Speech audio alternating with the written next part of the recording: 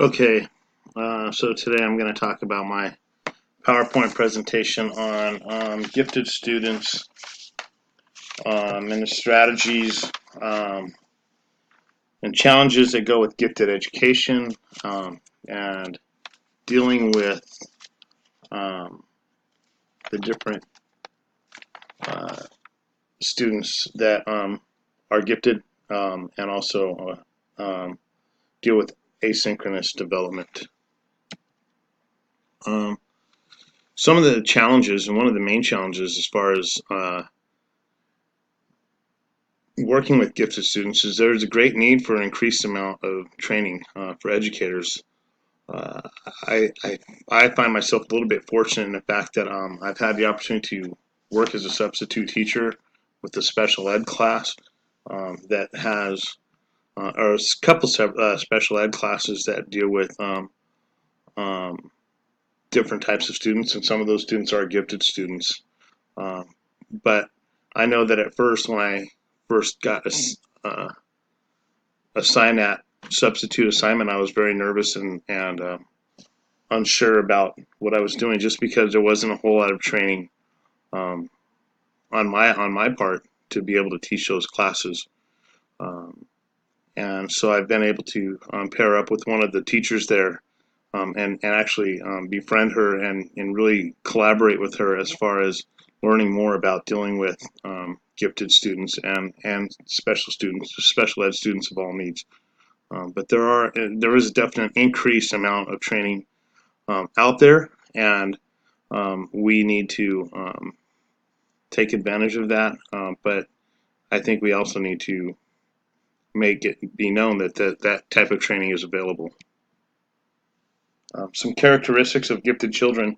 So let me start by saying, I think growing up, you hear about, oh, these kids that are gifted, and it always seemed to be it was just the kids that were super smart, that were number one in their class, or they were 4.5 GPA students, and that couldn't be further from the truth. That's not always the case with gifted children.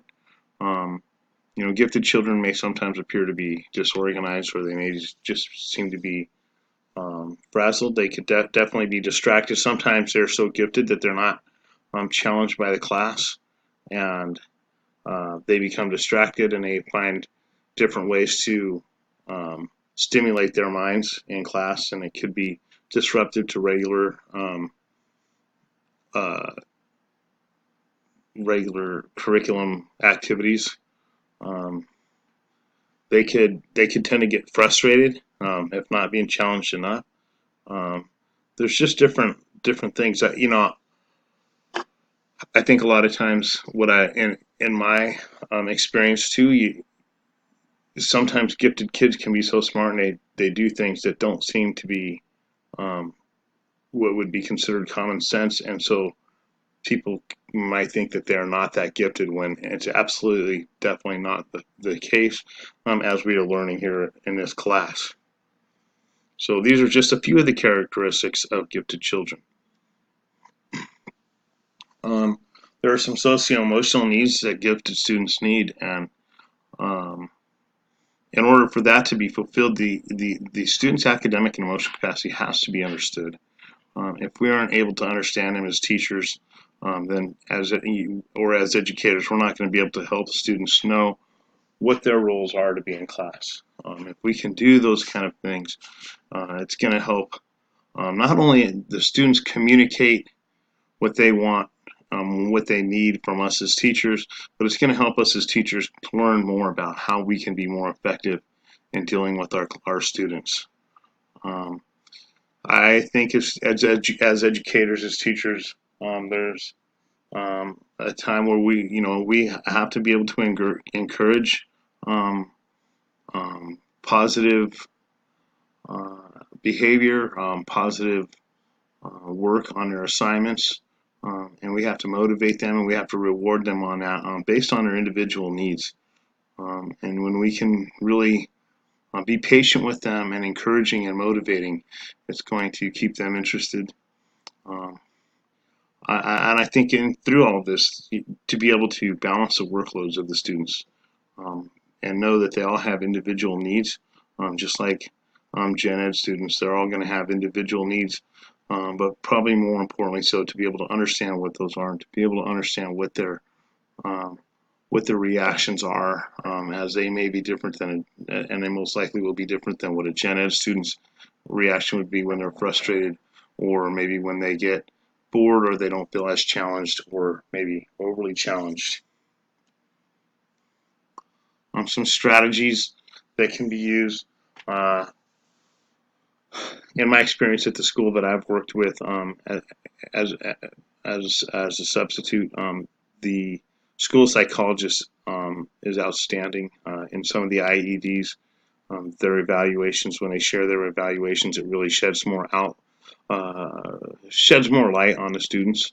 And it's once you have that kind of knowledge about the students, it makes it so much more easy to deal with these students and understand what can be done to help each individual student uh, in their um, in their development.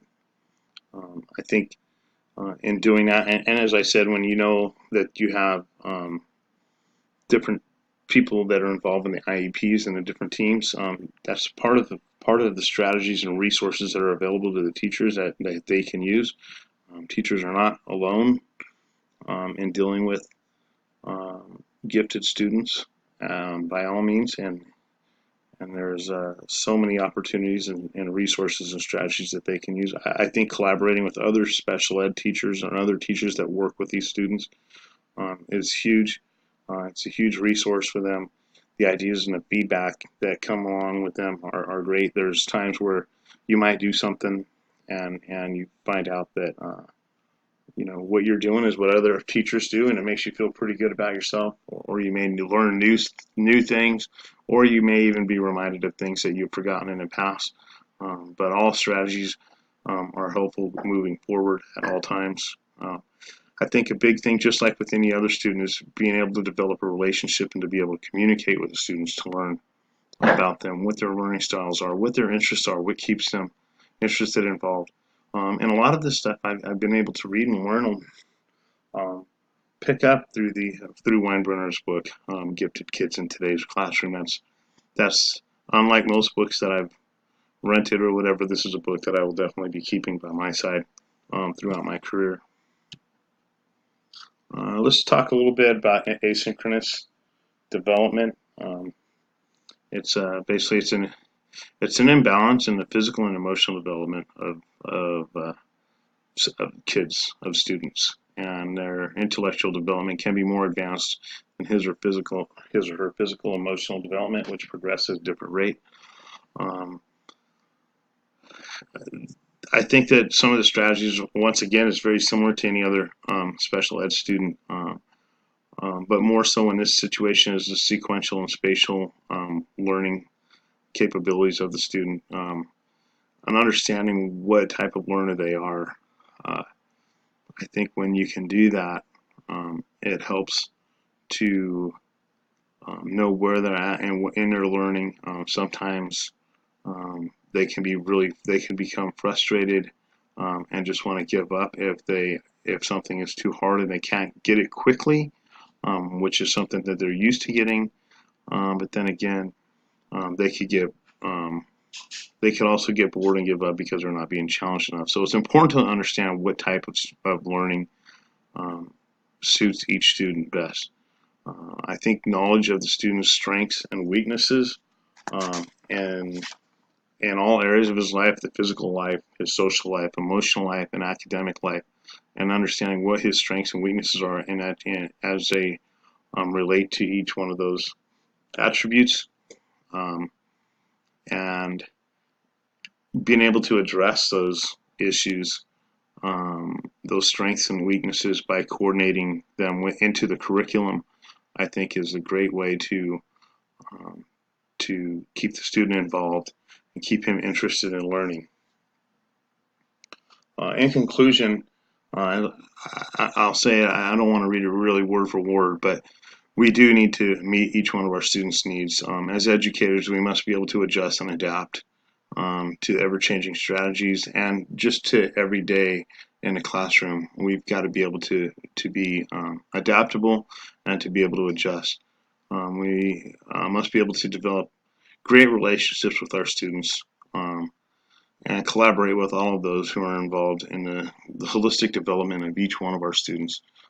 It's not just what happens in the classroom, but it's what they can take back home with them that may help them uh, teach those that are around them at home or in their families or in society. There are things that they can really take from the classroom, from what we teach them, that can apply to them, as they do spend most of their time and a lot of their days and a lot of their times with us as educators. Hope you enjoyed this presentation. Until next time.